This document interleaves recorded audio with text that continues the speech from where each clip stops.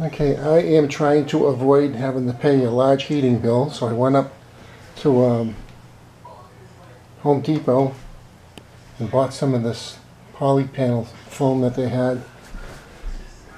Been trying to put this foam up against the wall.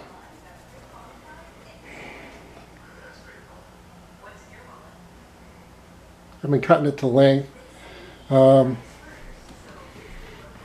These are cardboard things, supports I made to hold together the panel.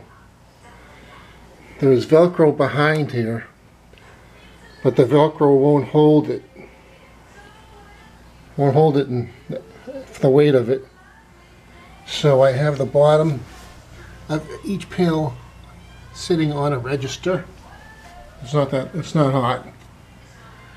And once I put it on the register, I just push up against these and secure it to the wall. There's no insulation in the walls here, so I'm working on this going across and doing every room in the house. I've already done it where I sleep at night, and it's very nice and comfortable in there compared to being without it. So